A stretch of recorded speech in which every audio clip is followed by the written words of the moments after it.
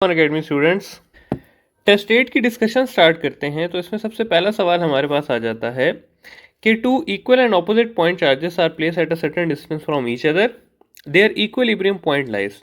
अच्छा देखिए स्टूडेंट्स, यहाँ पर ना हमें पहले लाइक और अनलाइक चार्जेस को थोड़ा सा पढ़ लेते हैं कि अनलाइक चार्जेस में क्या होता है और लाइक चार्जेस में क्या होता है। अनलाइक का मतलब है स्टूडेंट्स कि एक पॉजिटिव चार्ज है आपके पास, दूसरा नेगेटिव चार्ज है, जबकि लाइक चार्जेस का मतलब होता है कि दोनों या तो पॉजिटिव है या तो नेगेटिव है। देखें, अगर एक पॉजिटिव और एक नेगेटिव होगा ना तो इलेक्ट्रिक फील्ड इस तरह से जाएगी पॉजिटिव से नेगेटिव और सेंटर में किसी भी एरिया में जीरो नहीं होगी। जबकि अगर मैं कहूँ कि यहाँ से फील्ड, तो यहाँ से फील्ड बेंड हो रही होगी, इस तरह यहाँ से एंटर हो रही होगी, और यहाँ पर अगर आप इनके पीछे देखें तो जीरो फील्ड पॉइंट मौजूद होगा। जीरो फील्ड पॉइंट का दूसरा नाम इक्विलिब्रियम पॉइंट भी होता है। इसी तरह अगर आप सिमिलर चार्जेस को देखें तो सिमिलर चार्जेस की फील्ड पीछे कैंसिल नहीं हो रही होगी, उनकी फील्ड आगे इस तरह से बेंड हो रही होगी और उनका zero field point between the charge बनेगा। ठीक है, तो अगर ये सिमिलर चार्जेस होते तो उसका ए ऑप्शन हो जाता, लेकिन क्योंकि यहाँ पे ऑपोजिट लिखा हुआ है यानी कि एक पॉजिटिव और एक नेगेटिव, तो इसका आंसर हो जाएगा behind the charges, option number D. Next सवाल है हमारे पास कि which of the following is not an inverse square law. अच्छा देख लें स्टूडेंट्स, इनवर्स स्क्वायर लॉ किन किन लॉस को कहते हैं। एक न्यूटन ग्रेविटेशनल लॉ को कहते हैं, GMM बाय आर स्क्वायर को, और दूसरा कूलम्स लॉ को कहते हैं। ठीक है, KQ1 Q2 bye are square. इनको क्यों इनवर्स स्क्वायर लॉ कहा जाता है? क्योंकि इसमें डिस्टेंस और फोर्स का इनवर्स का स्क्वायर का रिलेशन होता है। ठीक है, तो कूलम लॉ भी जो है वो इनवर्स स्क्वायर लॉ है, न्यूटन ग्रेविटेशनल लॉ भी इनवर्स स्क्वायर लॉ है, एम्पेयर्स लॉ जो है वो इनवर्स स्क्वायर लॉ नहीं है। एम्पेयर लॉ ये कहता है कि product of B dot L is equal to mu naught I, तो इसमें कोई चीज़ इनवर्सली रिलेटेड स्क्वायर के साथ रिलेटेड नहीं है, तो ऑप्शन सी इसका करेक्ट ऑप्शन हो जाएगा। नेक्स्ट सवाल है हमारे पास कि 4 equal charges are placed on north, south, east and west. तो ये देखें स्टूडेंट्स, अगर मैं 4 चार्जेस को कहूँ, ये नॉर्थ है, ये साउथ है, ये ईस्ट है, ये वेस्ट है, यानी कि चार्जेस इस तरह से पड़े हुए हैं कि ये नॉर्थ वाला चार्ज हो गया, ये साउथ वाला हो गया, ये ईस्ट वाला हो गया, ये वेस्ट वाला हो गया। अब ये सारे सिमिलर हैं, लेट से हम कह देते हैं ये सारे पॉजिटिव हैं, तो ये फर्स्ट चार्ज जो है ये इस पे इस डायरेक्शन में फोर्स लगाएगा, ये आपकी F1 का डायरेक्शन हो गया। ये जो सेकंड चार्ज है ये आपके इस चार्ज पे इस डायरेक्शन में फोर्स लगाएगा, ये आपका F2 हो गया। और ये जो थर्ड चार्ज है आपके पास, ये आपके पास इस डायरेक्शन में इस पे फोर्स लगाएगा, तो ये आपके पास F3 हो गया। अब आपके पास ये जो तीन फोर्सेस लग रही हैं, हम क्या करते हैं कि नेट फोर्स फाइंड करने के लिए इसका सम करते हैं, और वेक्टर में सम हेड टू टेल रूल से होता है। तो ये देखें, फर्स्ट फोर्स इधर लग रही थी, सेकेंड फोर्स आपकी इधर लग रही थी, थर्ड फोर्स आपकी इधर लग रही थी, तो जो नेट फोर्स होगी वो देखें ये बनेगी, और ये कौन सा डायरेक्शन बन रहा है, ये वेस्ट बन रहा है।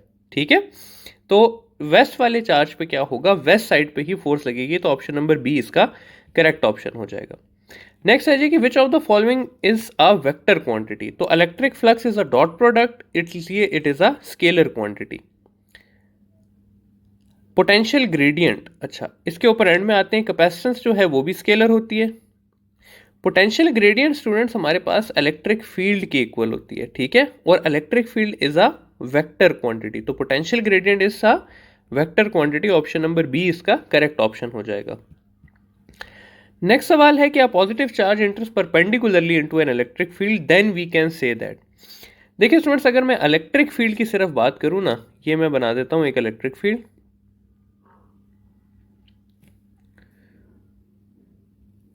अगर आप इलेक्ट्रिक फील्ड में एक चार्ज को रेस्ट पे रखें तो वो चार्ज जाएगा ऑपोजिट प्लेट की तरफ, यानी कि उसके ऊपर भी फोर्स लगेगी।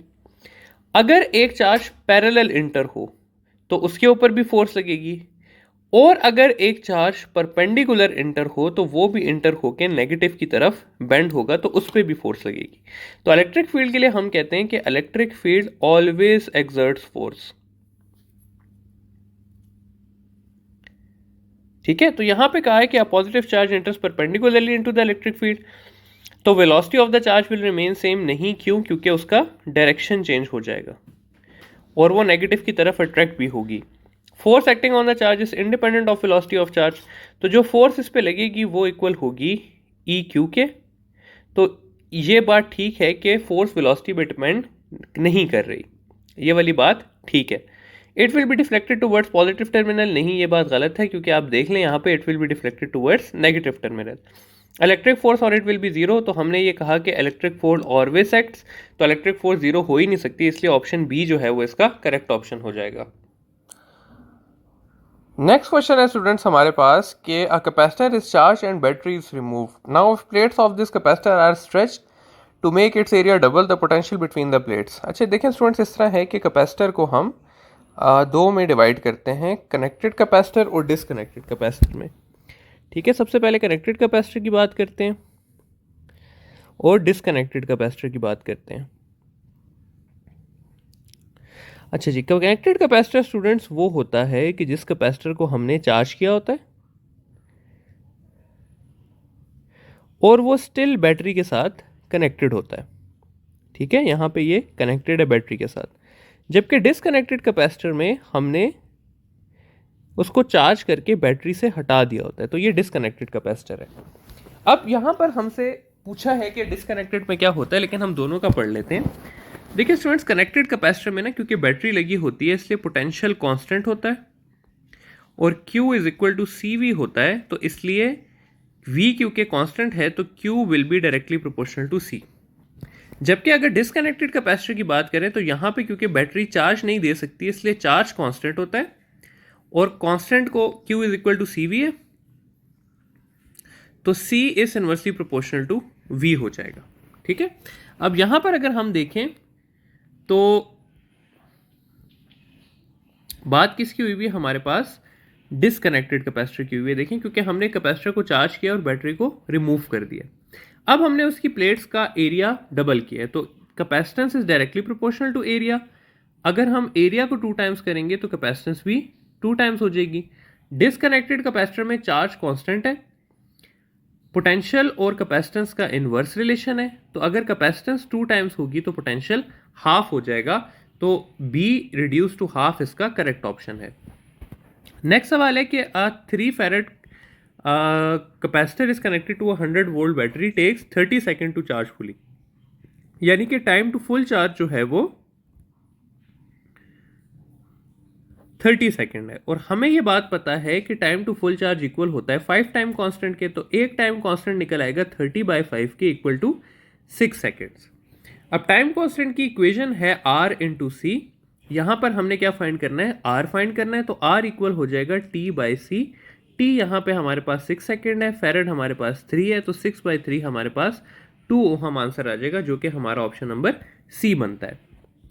नेक्स्ट सवाल है कि if you move further away from a negative source charge the more the potential. अच्छा देखिए स्टूडेंट्स, पॉजिटिव चार्ज ले लें और नेगेटिव चार्ज ले लें। ठीक है, आप पॉजिटिव चार्ज से जितना दूर जाएं और नेगेटिव चार्ज से जितना दूर जाएं तो क्या होता है। देखिए, पॉजिटिव चार्ज के लिए पोटेंशियल इक्वल होता है KQ/R के, और नेगेटिव चार्ज में क्योंकि चार्ज माइनस होता है तो ये हो जाता है -KQ/R। तो अगर आप पॉजिटिव चार्ज से दूर जाएंगे तो R जो है वो इंक्रीज करेगा और पोटेंशियल जो है वो डिक्रीज करेगा, लेकिन अगर आप नेगेटिव चार्ज से दूर जाएंगे तो R इंक्रीज करेगा और V क्योंकि -R के इनवर्सली प्रोपोर्शनल है तो V आपके पास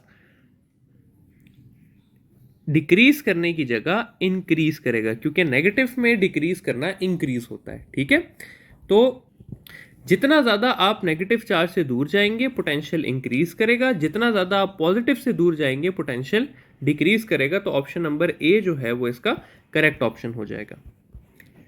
नेक्स्ट सवाल है कि potential between two equal and opposite charges is.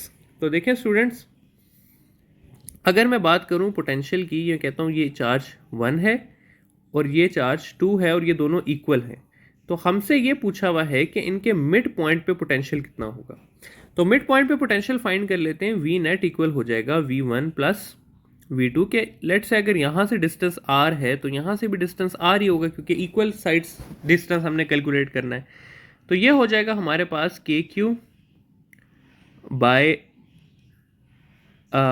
R plus minus K minus Q by R, क्योंकि वो ऑपोजिट है, तो ये हो जाएगा KQ by R minus KQ by R, तो ये कैंसिल हो जाएगा और आंसर मेरे पास 0 आ जाएगा। तो इसका आंसर हो जाएगा 0, ऑप्शन नंबर सी।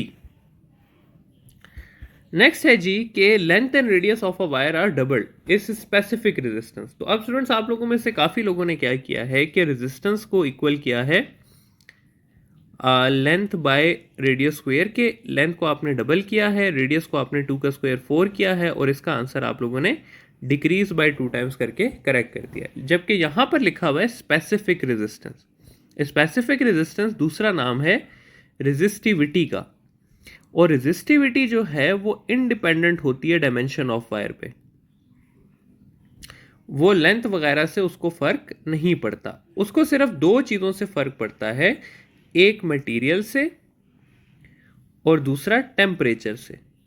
तो अगर मटेरियल और टेम्परेचर चेंज होगा तब सिर्फ स्पेसिफिक रेजिस्टेंस चेंज होगी, अदरवाइज वो मटेरियल वायर के डायमेंशंस चेंज करने से चेंज नहीं होती। इसलिए ऑप्शन नंबर डी जो है रिमेन्स द सेम, वो आपका करेक्ट ऑप्शन है।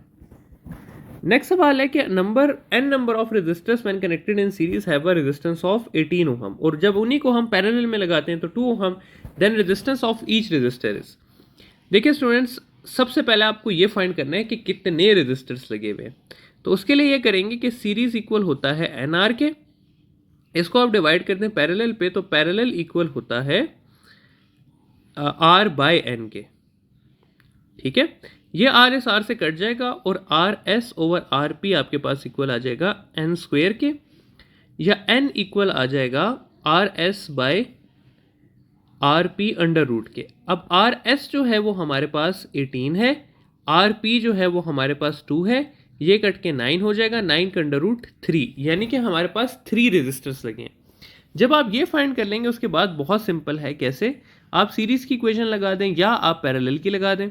तो सीरीज में इक्वल होता है एन आर के, तो आर इक्वल हो जाएगा R S by N. Series कितना है 18 है, एन कितना है हमने फाइंड कर लिया 3 है, तो 6 ओहम इसका आंसर आ जाएगा। तो सी 6 ओहम इसका करेक्ट आंसर है। नेक्स्ट है जी कि a wire is having resistance R, if N identical wire is added to it new resistance will be. तो देखिए स्टूडेंट्स, अगर ये एक वायर है आपके पास, आप इसके साथ एक और वायर इसी तरह ऐड कर देते हैं, तो देखिए इसका एरिया सेम रहा, ये इसका एरिया और ये सेम रहा, लेकिन इसकी लेंथ डबल हो गई। ये लेंथ थी और इसके साथ ये लेंथ ऐड हो गई, तो इसकी लेंथ 2L हो गई। अब रेजिस्टेंस और लेंथ का डायरेक्ट रिलेशन है, तो लेंथ अगर 2 टाइम्स होगी तो रेजिस्टेंस भी आपके पास 2 टाइम्स हो जाएगी। तो ऑप्शन नंबर सी जो है वो आपका करेक्ट आंसर है कि रेजिस्टेंस आपके पास 2 टाइम्स हो जाएगी। अच्छा जी, नेक्स्ट सवाल है हमारे पास कि यूनिट ऑफ कंडक्टेंसेस। तो स्टूडेंट्स, आपको ये बात पता होनी चाहिए यूनिट्स के बारे में कि कंडक्टेंस का यूनिट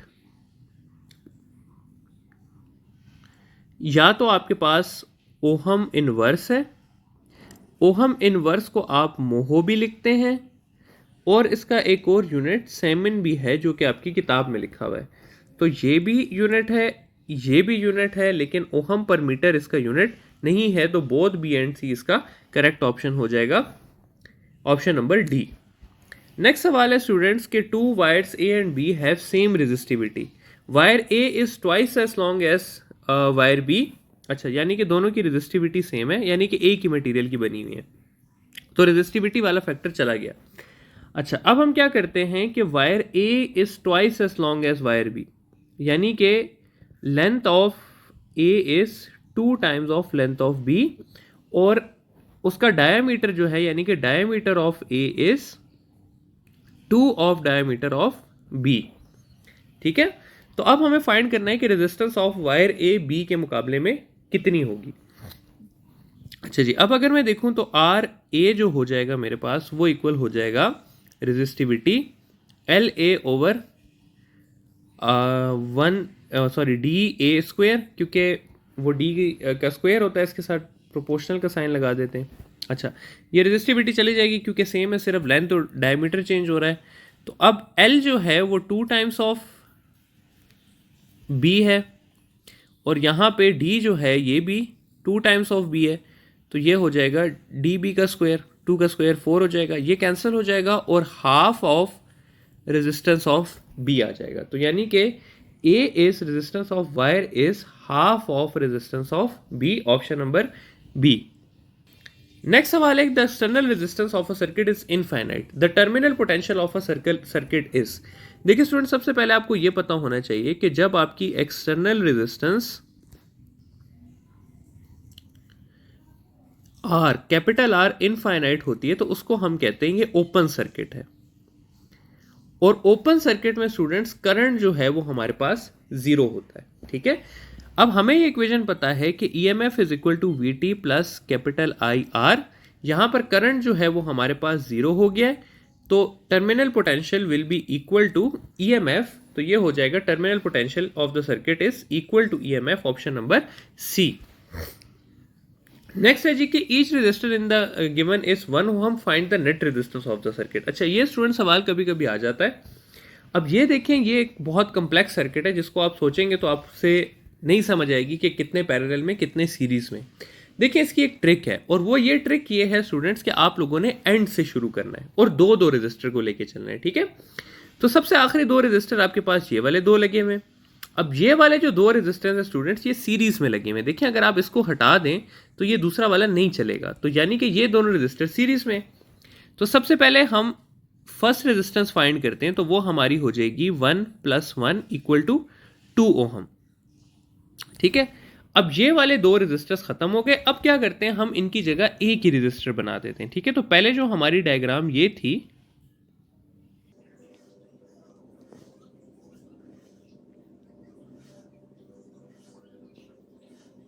अब स्टूडेंट्स हमारे ये वाले दो रेजिस्टर्स खत्म हो गए और इनकी जगह हम एक ही रेजिस्टर बना देंगे जो कि 2 ओहम का होगा। अब ये 1 ओहम का है। अब हम इसको और इसको लेके चलेंगे और ये हम देखेंगे कि पैरेलल में लगे हुए हैं। तो अब हम 2 वाले को और इस 1 वाले को पैरेलल में सॉल्व कर देंगे।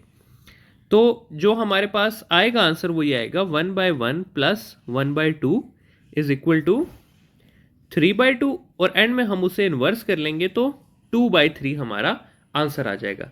तो अब हम क्या करेंगे कि इन दोनों को हटा के यहां पर एक रेजिस्टर लिख देंगे जो कि कितने का होगा, 2/3 का होगा।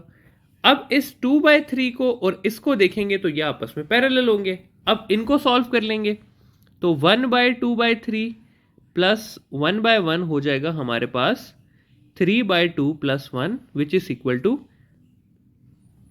5/2, और एंड में से हम इन्वर्स कर लेंगे तो ये हो जाएगा 2/5। यानी कि अब इन दोनों को हटा के हम यहां पर एक ही रेजिस्टर लगा देंगे जो कि कितने का होगा, 2/5 का होगा। अब इस 2/5 को इसके साथ सीरीज में है तो फाइनली इसको हम सीरीज में ऐड कर लेंगे तो 2/5 + 1 इक्वल हो जाएगा आपके पास 5। 2 + 5 = 7/5। तो ये 7/5 ओहम ए जो है वो हमारा करेक्ट आंसर आ जाएगा। बहरहाल इसी तरह कोई भी सवाल अगर आपको आए तो आप एंड से लेके चलेंगे और स्टार्ट तक आएंगे तो आपके पास आंसर इजीली आ जाएगा। नेक्स्ट सवाल है कि which of the following charge is not possible. देखिए स्टूडेंट्स, या तो चार्ज इक्वल होता है Ne के, यानी कि multiple of charge of electron, यानी कि 1.6 एक्सपोनेंट -19, 3.2 एक्सपोनेंट -19, 4.8 एक्सपोनेंट -19, 6.4 एक्सपोनेंट -19, इस तरह करके, ठीक है। लेकिन एक बात और याद रखने की है कि 1.6 × 10⁻19 से कम चार्ज पॉसिबल ही नहीं है, ये मिनिमम पॉसिबल चार्ज है। जबकि अगर आप यहाँ पे ऑप्शन बी देखें तो ये 3.2 एक्सपोनेंट -20 है। तो -20 क्योंकि -19 से छोटा होता है तो this charge is not possible. Option number B जो है वो इसका करेक्ट ऑप्शन हो जाएगा। नेक्स्ट सवाल है कि phase angle between conventional current and the drift velocity of electron is. अच्छा स्टूडेंट्स, ये डायग्राम आप लोग अपने पास बना भी लें कि अगर ये वायर है, ये वायर का पॉजिटिव टर्मिनल है, ये वायर का नेगेटिव टर्मिनल है, तो इलेक्ट्रिक फील्ड आपकी पॉजिटिव से नेगेटिव होती है, कन्वेंशनल करंट भी पॉजिटिव से नेगेटिव होता है। अब जो ड्रिफ्ट वेलोसिटी होती है स्टूडेंट्स वो होती है नेगेटिव से पॉजिटिव, और इसी तरह जो इलेक्ट्रॉनिक करंट होता है जो कि ड्रिफ्ट वेलोसिटी या स्टेडी करंट कह लें इसको, वो भी नेगेटिव से पॉजिटिव होता है। तो इस तरह आपको सारे एंगल्स का पता चल जाएगा, ठीक है। अब यहां पर हमसे पूछा है conventional current and drift velocity. तो कन्वेंशनल करंट ये हो गया आपके पास, ड्रिफ्ट वेलोसिटी आपकी लेफ्ट पे हो गई, तो इन दोनों के बीच एंगल कितना है, 180 डिग्री से। तो सी ऑप्शन हमारा करेक्ट ऑप्शन हो जाएगा। अच्छा जी, नेक्स्ट सवाल है हमारे पास कि a current carrying metal ring is held on top of an another identical metal current carrying ring in the same direction. अच्छा, यानी कि अगर मैं कहूँ कि ये एक मेटल रिंग है मेरे पास, बेटर डायरेक्शन बनाने के लिए इनको हम एक चीज़ के ऊपर रख देते हैं ताकि हमें समझ आए कि ये क्या है। तो ये देखें स्टूडेंट्स, ये आपका मेटल रिंग है, ये इस तरह से करंट कैरी कर रहा है, और ये आपका एक और मेटल रिंग है और ये भी इसी तरफ डायरेक्शन में करंट कैरी कर रहा है। यानी कि अगर आप देखें तो इन दोनों की फ्रंट साइड सेम डायरेक्शन में करंट कैरी कर रही है और बैक साइड भी सेम डायरेक्शन में करंट कैरी कर रही है। अब अगर दो वायर स्टूडेंट सेम डायरेक्शन में करंट कैरी कर रहे हो, तो अगर मैं इसका बनाऊं तो ये यहाँ पर क्रॉस आ जाएगा, यहाँ पर डॉट आ जाएगा, इस वाली वायर की मैग्नेटिक फील्ड यहाँ से अंदर, यहाँ से बाहर, तो सेंटर में मैग्नेटिक फील्ड कैंसिल हो रही है, बाहर वाली मैग्नेटिक फील्ड इसे अंदर की तरफ पुश करेगी, तो ये दोनों अट्रैक्ट करेंगी। तो जब भी दो वायर्स, दो कॉइल्स सेम डायरेक्शन में करंट कैरी कर रहे हो तो they will attract each other, option number A. Next है जी कि a force equal to Q V B acts on a charge Q that enters into the magnetic field V, this force will change. अच्छा students, ये जो magnetic force होती है ना आपके पास Q V B, ये असल में एक्ट करती है एज सेंट्रीपिटल फोर्स, और centripetal force can only change direction. ठीक है, तो ना ही ये स्पीड चेंज कर सकती है, ना ही ये काइनेटिक एनर्जी चेंज कर सकती है, ये सिर्फ direction of velocity of charge को चेंज कर सकती है। तो ऑप्शन नंबर सी इसका करेक्ट ऑप्शन हो जाएगा। नेक्स्ट सवाल है कि positive charge enters perpendicularly into a region where electric and magnetic fields are parallel to each other. अच्छा, अब ये देखिए स्टूडेंट्स, इस तरह कर लेते हैं हम कि एक हम बना देते हैं मैग्नेट नॉर्थ पोल और यहाँ पे साउथ पोल, और ये हम बना देते हैं इलेक्ट्रिक फील्ड, ये पॉजिटिव प्लेट आ गई हमारी और ये नेगेटिव प्लेट आ गई। ठीक है, अब चार्ज हो रहा है इन दोनों के परपेंडिकुलरली इंटर, ऐसे करके देखिए इलेक्ट्रिक फील्ड इस तरफ है, मैग्नेटिक फील्ड भी इस तरफ है, और चार्ज इन दोनों के परपेंडिकुलर आ रहा है। अब ना स्टूडेंट, जब ये चार्ज इस फील्ड में इंटर करेगा ना तो मैग्नेटिक फील्ड इसे सर्कल में घुमाएगी ऐसे करके, और ये सर्कल में घूम रहा होगा कि इलेक्ट्रिक फील्ड इसको अट्रैक्ट करने लग जाएगी, तो ये घूमते घूमते नेगेटिव टर्मिनल की तरफ जाना शुरू कर देगा। ठीक है, तो देखें क्या बना, नेट पाथ क्या बना, स्पाइरल बना। स्पाइरल में जो इसका लीनियर मोशन है वो इलेक्ट्रिक फील्ड की वजह से, और जो सर्कुलर मोशन है वो इसका मैग्नेटिक फील्ड की वजह से, तो इसका पाथ क्या होगा, हेलिकल पाथ हो जाएगा। ऑप्शन नंबर सी इसका करेक्ट ऑप्शन हो जाएगा। नेक्स्ट है जी कि current that float in circle inside the disc is known as, तो स्टूडेंट्स इसका आंसर है हमारे पास एडी करंट। ठीक है, एडी करंट जो होता है वो हमेशा in form of circles flow कर रहा होता है, और ट्रांसफार्मर में भी जब आप कोर लगाते हैं तो कोर के अंदर जो करंट्स बनते हैं इन सर्कल्स वो क्या कहलाते हैं, एडी करंट्स कहलाते हैं आपके पास। तो इसका ऑप्शन है ए, एडी करंट्स। नेक्स्ट सवाल है कि solenoid carrying current I producing magnetic field B, if identical solenoid is added तो मैग्नेटिक फील्ड पे क्या फर्क पड़ेगा। देखिए स्टूडेंट, सोलेनॉइड ये है हमारे पास कि ये एक सोलेनॉइड है, ठीक है, और इसी के आगे अगर मैं एक और इस तरह का ही सोलेनॉइड लगा दूं तो क्या होगा। देखिए स्टूडेंट्स, जब मैं आइडेंटिकल सोलेनॉइड लगाऊंगा तो नंबर ऑफ टर्न्स इसके 2 टाइम्स हो जाएंगे, लेकिन लेंथ भी इसकी 2 टाइम्स हो जाएगी, और जो number of turns per unit length है वो क्या रहेगा, सेम रहेगा। अब मैग्नेटिक फील्ड इक्वल होती है म्यू नॉट एन आई के, अगर स्मॉल एन आपके पास सेम रहेगा तो मैग्नेटिक फील्ड भी आपके पास सेम रहेगी, तो इसका ऑप्शन हो जाएगा बी, मैग्नेटिक फील्ड में कोई चेंज नहीं आएगा। नेक्स्ट सवाल है कि a charge enters into magnetic field from north west and it moves in a circular path, if same charge enters from north east it will move in a. अब देखिए students, हम कह देते हैं एक फील्ड है जो कि इनवर्ट जा रही है, चाहे आप आउटवर्ड करें इनवर्ट करें फर्क नहीं पड़ता। ठीक है, अब स्टूडेंट्स ये फील्ड है, अगर कोई भी चार्ज नॉर्थ वेस्ट से आएगा यानी कि यहां से आएगा, तो आप जब इस पर डायरेक्शन फाइंड करेंगे तो चार्ज और इसके बीच में एंगल 90 डिग्री है, तो ये सर्कल में घूमेगा। लेकिन अगर यही चार्ज नॉर्थ ईस्ट से आएगा तो ये भी इंटर होकर सर्कल में ही घूमेगा। उसका रीजन ये है कि चार्ज और फील्ड के बीच में 90 डिग्री ही एंगल रहेगा, क्योंकि अगर प्लेन में से चार्ज कहीं से भी इंटर करे तो एंगल 90 डिग्री ही रहता है। ठीक है, तो क्योंकि इन दोनों केसेस में एंगल 90 डिग्री होगा तो दोनों केसेस में charge will move in a circular path. Option number A इसका करेक्ट ऑप्शन हो जाएगा। नेक्स्ट सवाल है कि direction of velocity of charge, magnetic field and electric field are mutually perpendicular to each other, then charge will move in a. अब देखिए students, इसमें क्या है कि हमारे पास एक मैग्नेटिक फील्ड लगी हुई है, हम वो कंसिडर कर लेते हैं इनवर्ट लगी हुई है, इलेक्ट्रिक फील्ड लगी हुई है वो ऊपर लगा देते हैं पॉजिटिव प्लेट। ठीक है, ये पॉजिटिव प्लेट ऊपर लग गई, ये नेगेटिव प्लेट इसकी नीचे लग गई, और अब चार्ज भी इन दोनों के परपेंडिकुलरली एंटर कर रहा है, ठीक है। अब देखें ये तीनों परपेंडिकुलर हो गए, फील्ड भी, चार्ज भी, और आपके पास ये मैग्नेटिक फील्ड भी। अब यहाँ पे भी ये लिखा है कि velocity of charge, magnetic field and electric field are mutually perpendicular, then the charge will move in a. अब स्टूडेंट्स अगर इलेक्ट्रिक फील्ड ज्यादा हुई तो चार्ज इलेक्ट्रिक फील्ड की तरफ चला जाएगा, अगर मैग्नेटिक फोर्स ज्यादा हुई तो चार्ज मैग्नेटिक फोर्स की वजह से ऊपर चला जाएगा। लेकिन अगर दोनों इक्वल हुई तो चार्ज स्ट्रेट भी जा सकता है। तो इसलिए ये तीनों पॉसिबिलिटीज हो सकती है, मैग्नेटिक फील्ड की तरफ भी जा सकता है, इलेक्ट्रिक की तरफ भी जा सकता है, और स्ट्रेट पाथ में भी जा सकता है।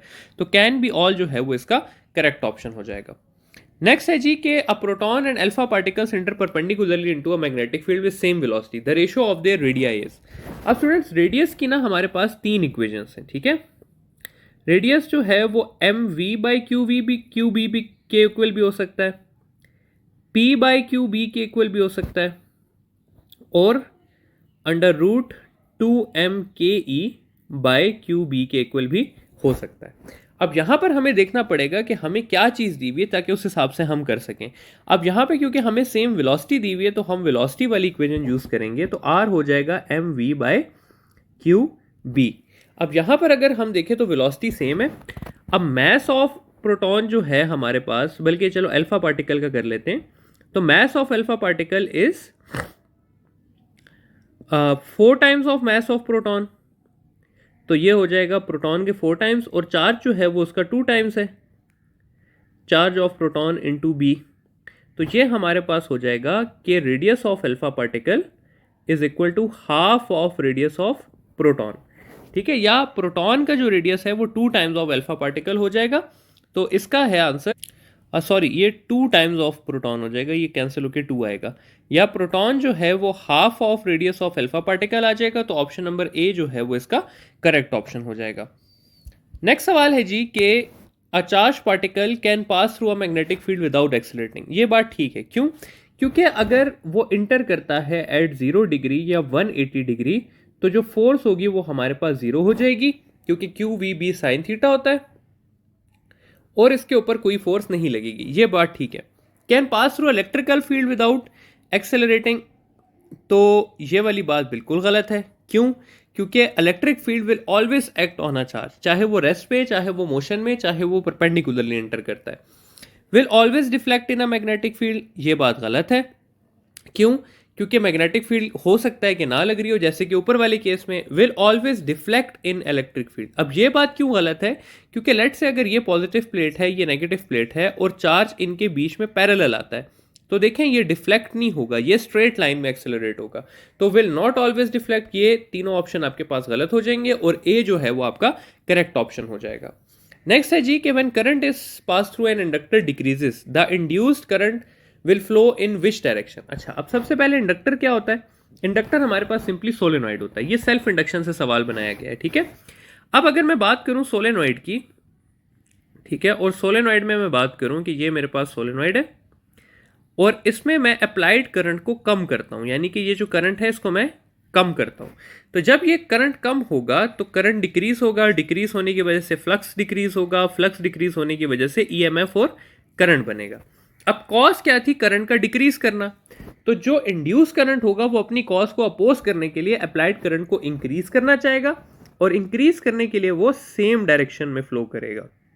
तो जो आपका इंड्यूस करंट होगा it will flow in the same direction as applied current. तो ऑप्शन नंबर ए जो है वो हमारा करेक्ट ऑप्शन हो जाएगा।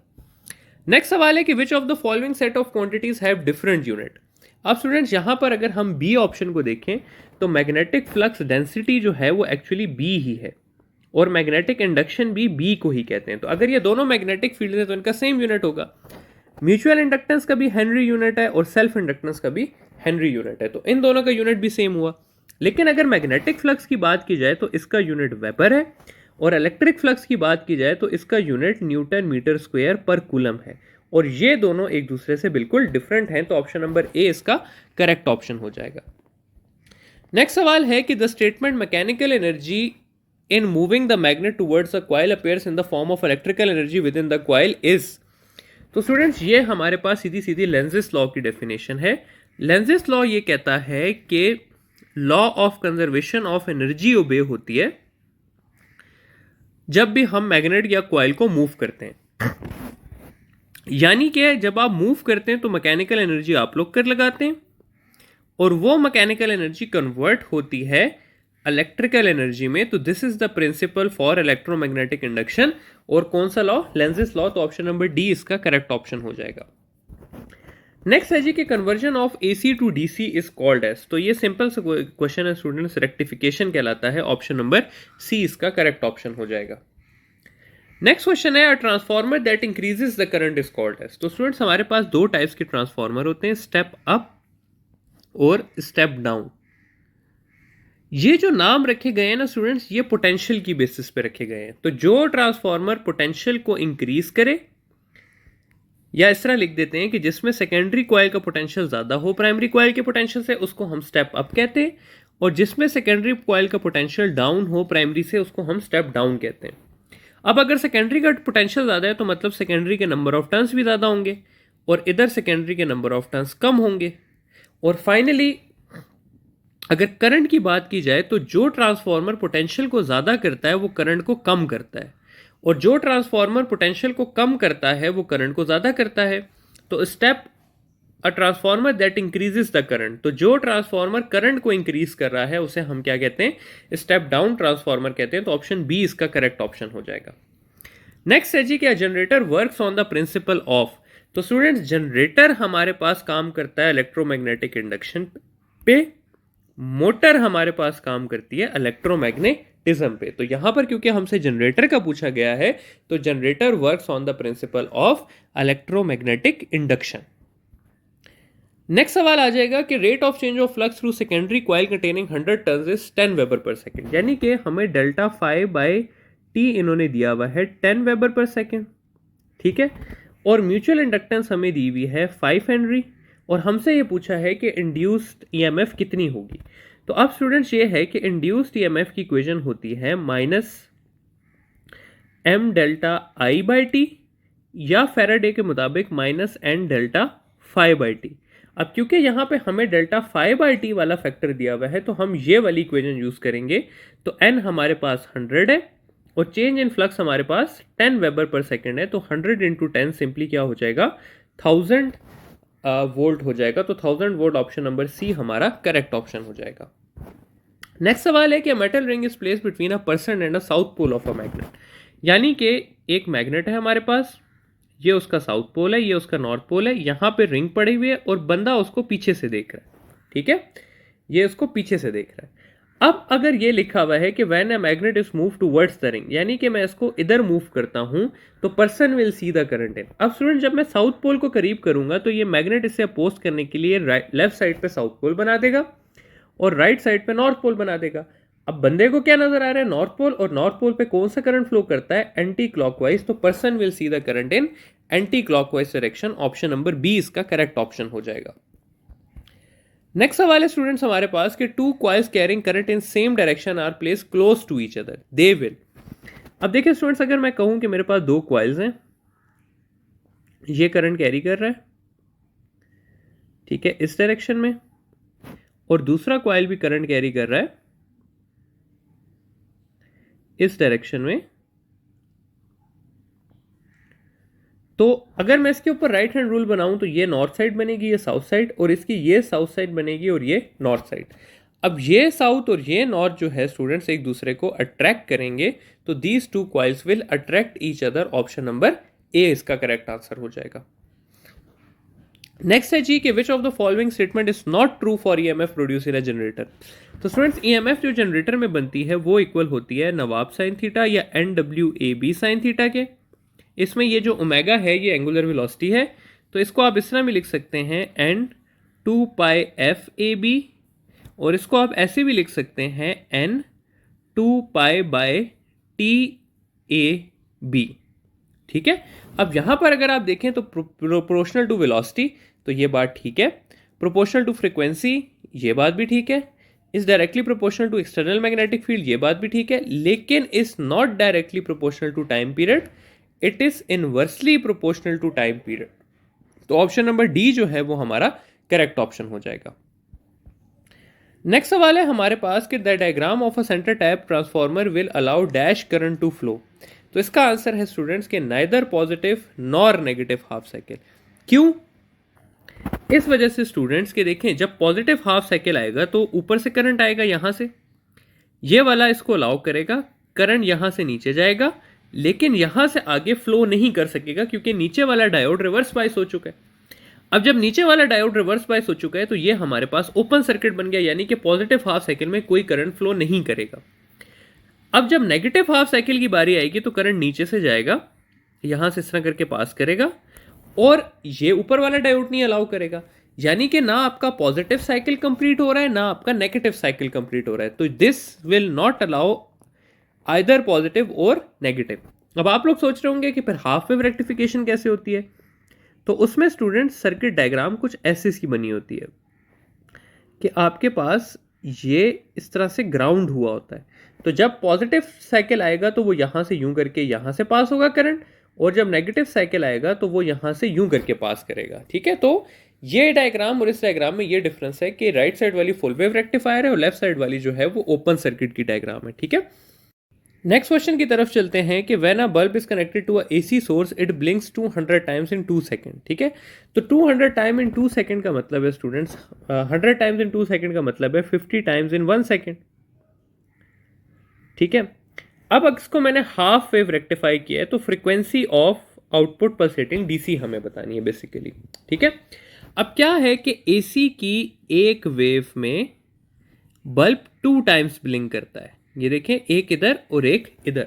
तो अगर बल्ब 50 टाइम्स इन 1 सेकेंड कर रहा है तो इसका मतलब है कि एसी की 25 वेव्स हैं इन 1 सेकेंड, और number of waves in 1 second is called as frequency. तो मतलब कि एसी की फ्रीक्वेंसी 25 हर्ट्ज है, तब जाके बल्ब 50 टाइम्स ब्लिंक कर रहा है इन 1 सेकेंड। अब हाफ वेव रेक्टिफिकेशन में हमें पता है कि frequency of DC is equal to frequency of AC. यहां पर फ्रीक्वेंसी ऑफ डीसी 25 है, तो इसका आंसर आ जाएगा 25 हर्ट्ज, ऑप्शन नंबर ए।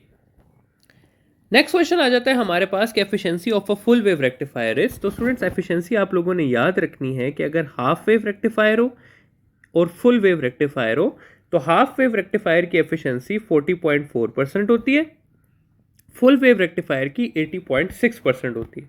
और इसी तरह अगर आपसे रिपल फैक्टर का पूछा हो तो हाफ वेव का रिपल फैक्टर 1.21 होता है और फुल वेव का रिपल फैक्टर 0.48 होता है। तो इसका आंसर हो जाएगा ए हाफ, अच्छा फुल वेव का पूछा हुआ है तो बी 80.6%।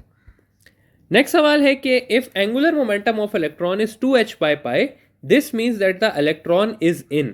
तो स्टूडेंट्स देखिए, अब हमें पता है कि angular momentum of a electron is quantised which is equal to nh by 2 pi, या और यहां पे वो दिया हुआ है 2h by pi।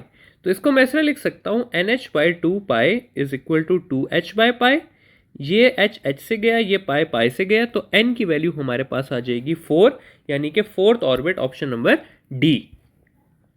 नेक्स्ट सवाल है कि half life can be written as. तो देखिए स्टूडेंट, डिके कांस्टेंट और हाफ लाइफ का रिलेशन होता है दैट इनवर्सली प्रोपोर्शनल। यहां पे मैं लिख सकता हूं natural log of 2 by half life, या मैं इसको सिंपली लिख सकता हूं 0.693 बाय हाफ लाइफ, या हाफ लाइफ को मैं लिख सकता हूं 0.693 बाय डिके कांस्टेंट। अब यहां पर ऐसा कोई ऑप्शन मौजूद ही नहीं है। तो स्टूडेंट्स एक बात और याद रखिएगा कि 1 over decay constant is equal to mean life.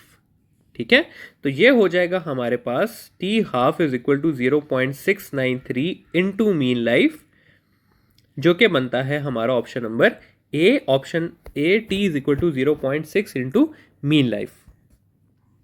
Next सवाल है हमारे पास कि 4 by R represents dash line of dash. ठीक है, अब स्टूडेंट्स ये बात आप लोगों ने याद रखनी है कि लास्ट के लिए आप लोगों ने n को इन्फिनिट लेना होता है और फर्स्ट के लिए आपने n को p+1 लेना होता है। ठीक है, अब अगर हम पहला ऑप्शन देखें कि last line of Balmer series, तो 1 ओवर लेमडा हो जाएगा हमारे पास r 1/2 क्योंकि बाल्मर के लिए n p की वैल्यू 2 होती है, -1 बाय इनफाइनाइट स्क्वायर।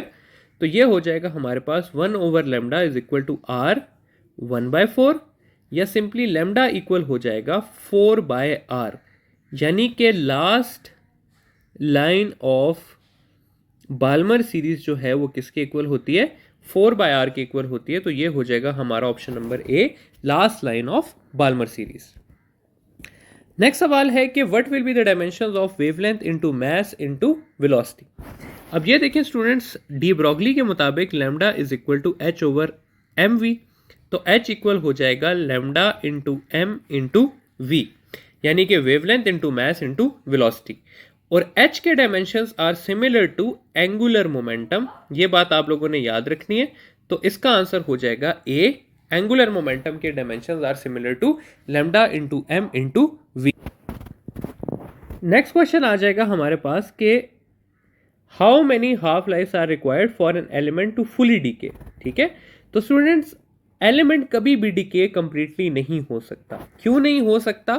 क्योंकि अगर एंड में लेट्स से आपके पास 1 लाख एटम्स भी रह गए हुए तो उसका 63 नहीं, उसका हाफ हो जाएगा, फिर उसका हाफ हो जाएगा, तो एटम्स कभी भी ख़त्म नहीं हो सकते। तो infinite life is required for an atom to fully decay. Option number D इसका करेक्ट ऑप्शन होगा। नेक्स्ट सवाल है कि minimum energy required for photo electric effect is called as dash and minimum frequency is called as dash. अच्छा, अब photo electric effect में students क्या होता है कि जो भी एनर्जी का फोटोन हम फायर करते हैं उसका कुछ हिस्सा वर्क फंक्शन में जाता है और बाकी काइनेटिक एनर्जी में जाता है। तो मिनिमम जो एनर्जी चाहिए होगी उसमें हम काइनेटिक एनर्जी को जीरो कंसिडर करेंगे, तो जो मिनिमम एनर्जी हमें चाहिए होगी वो वर्क फंक्शन के इक्वल हो जाएगी। तो minimum energy required to remove electron is called as work function. अब वर्क फंक्शन इक्वल होता है एच एफ नॉट के, और ये एफ नॉट कहलाता है थ्रेश होल्ड फ्रिक्वेंसी। तो minimum frequency required for photoelectric effect is called as threshold frequency. तो minimum energy is work function and minimum frequency is threshold frequency. तो ऑप्शन सी जो है वो इसका करेक्ट ऑप्शन हो जाएगा। नेक्स्ट है जी, which of the following processes require the highest energy photon to take place। अच्छा, एनर्जी के हिसाब से स्टूडेंट्स हम देखें तो सबसे कम एनर्जी जो चाहिए होती है वो फोटो इलेक्ट्रिक इफेक्ट को होती है, उसके बाद क्वांटम इफेक्ट, और जो सबसे ज़्यादा हाई एनर्जी प्रोसेस होता है वो हमारे पास, सॉरी मैंने ये गलत लगा दिए थे, वो पेयर प्रोडक्शन के लिए होता है। और यही वजह है कि जो कलर रीजन की लाइट है या जो अल्ट्रा वायलेट लाइट है, यूवी लाइट, वो हमारे पास ज़्यादा चांसेस हैं कि फोटो इलेक्ट्रिक इफेक्ट करें। जो एक्सरेज है उनका ज़्यादा चांस है कि वो हमारे पास क्वांटम इफेक्ट करें, और जो गैमा रेज हैं वो ज़्यादा चांसेस हैं कि फोटो इलेक्ट्रिक पेयर प्रोडक्शन करेंगी। तो इसका आंसर हो जाएगा कि हाईएस्ट एनर्जी किस प्रोसेस को चाहिए? पेयर प्रोडक्शन को चाहिए। तो ऑप्शन नंबर सी इसका करेक्ट आंसर हो जाएगा। नेक्स्ट है जी कि atomic mass unit in terms of energy is. तो स्टूडेंट्स ये आप लोगों ने याद रखना है, आपको सॉल्व करने की ज़रूरत ना पड़े, मैं सॉल्व करके भी आप लोगों को समझा देता हूँ, लेकिन आप लोगों को याद होना चाहिए कि 932 मेगा इलेक्ट्रॉन वोल्ट इसका आंसर है। कैसे आता है? Energy equal to M C square आ जाता है हमारे पास। एटॉमिक मास में 1 प्रोटॉन का मास लेते हैं तो ये 1.6 एक्सपोनेंट 10 पावर -27 आ जाता है। सी आपके पास 3 × 10 पावर 8 का स्क्वायर आ जाता है। जब आप इसे सॉल्व करेंगे तो एंड में आपके पास आ जाएगा 931 mega electron volt, which is our option number A.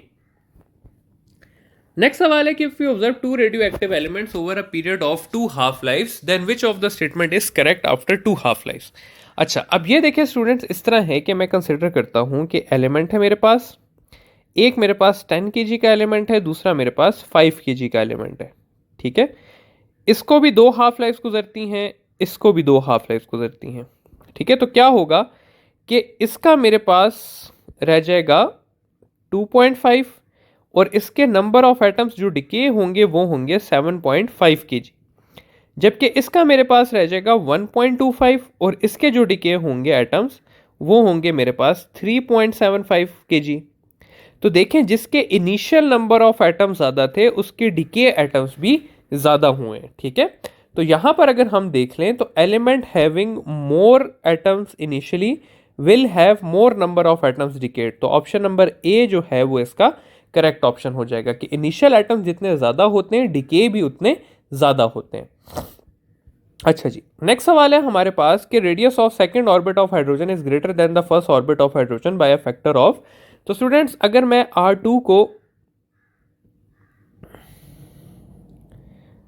R2 को लिख दूं n² R0 और R1 को लिख दूं n² R0, तो यहां पर हो जाएगा R0 R0 कैंसिल, इधर 2 का स्क्वायर आ जाएगा, नीचे 1 आ जाएगा, तो ये हो जाएगा 4r1, यानी कि सेकंड ऑर्बिट का radius is 4 times of greater than first orbit का रेडियस। ऑप्शन नंबर ए जो है वो इसका करेक्ट ऑप्शन हो जाएगा। नेक्स्ट है जी कि photon of wavelength 200 nanometre after striking a heavy metal is deflected at an angle of 60 degree, then quantum's wavelength is equal to. अच्छा स्टूडेंट्स, अब ये क्वेश्चन जो है ना बड़ा ट्रिकी सा है, क्योंकि इसमें आप लोग सॉल्व करने लग जाएंगे, हालांकि ये सॉल्व करने वाला क्वेश्चन ही नहीं है। यहाँ पे हमसे क्वांटम्स वेवलेंथ का पूछा है। अब स्टूडेंट्स क्वांटम्स इफेक्ट में ना ये जो h/m0c1 माइनस कॉस थीटा होता है ना, इसमें ये h/m0c अगर आप देखें तो h/m0c में h प्लैंक्स कांस्टेंट है, m0 मास ऑफ इलेक्ट्रॉन है और c जो है वो स्पीड ऑफ लाइट है। अब ये तीनों चीजें कांस्टेंट है और इस कांस्टेंट का नाम होता है क्वांटम्स वेवलेंथ, और इस क्वांटम्स वेवलेंथ की फिक्स्ड वैल्यू है 0.0024 नैनोमीटर। तो ये चीज आपके पास फिक्स्ड है, इसको आपको सोचने की जरूरत नहीं पड़नी चाहिए। आपको डायरेक्ट अगर कोई पूछे कि व्हाट इज क्वांटम्स वेवलेंथ, तो आपको पता होनी चाहिए कि क्वांटम्स वेवलेंथ की वैल्यू 0.0024 नैनोमीटर है, जो कि हमारा ऑप्शन नंबर ए बनता है यहां पे। नेक्स्ट क्वेश्चन है कि which of the following rays have the highest penetration power. तो स्टूडेंट्स आप लोगों ने ये बात याद रखनी है कि अगर आयोनाइजेशन का पूछा हो तो अल्फा की आयोनाइजेशन सबसे ज़्यादा है, फिर बीटा की, फिर गैमा की। लेकिन अगर पेनिट्रेशन का पूछा हो तो इसी का उल्टा हो जाएगा, गैमा की पेनिट्रेशन सबसे ज़्यादा है, फिर बीटा की और फिर अल्फा की। तो यहाँ पर क्योंकि हमसे पेनिट्रेशन पावर का पूछा गया है तो हाईएस्ट किसकी है, गैमा रेस की है, तो ऑप्शन नंबर सी जो है वो हमारा करेक्ट ऑप्शन हो जाएगा। नेक्स्ट है जी कि radio activity of which size nuclei is minimum. तो स्टूडेंट्स रेडियो एक्टिविटी के बारे में याद रखिएगा कि जब आप स्मॉल से जाते हैं इंटरमीडिएट साइज पे, ठीक है, और फिर इंटरमीडिएट से जाते हैं आप लार्ज एटम्स पे, तो स्मॉल से इंटरमीडिएट जब जाएंगे तो बाइंडिंग एनर्जी ज़्यादा होगी, और इंटरमीडिएट से जब आप लार्ज पे जाएंगे तो बाइंडिंग एनर्जी कम होगी। यानी कि बाइंडिंग एनर्जी जो मैक्सिमम होती है वो आपके पास होती है इंटरमीडिएट एटम्स की, और बाइंडिंग एनर्जी जितनी ज़्यादा हो आपके पास रेडियो एक्टिविटी उतनी कम होती है। ठीक है, तो इस हिसाब से जो सबसे कम रेडियो एक्टिविटी होती है वो किन साइज एटम्स की होती है, इंटरमीडिएट साइज की, जिसमें आयरन और वेनेडियम आ जाते हैं। तो ऑप्शन नंबर बी जो है वो आपका करेक्ट आंसर हो जाएगा। यहाँ पे स्टूडेंट्स हमारी डिस्कशन खत्म होती है। अब इंशाल्लाह नेक्स्ट संडे टेस्ट के साथ मिलेंगे। Thank you.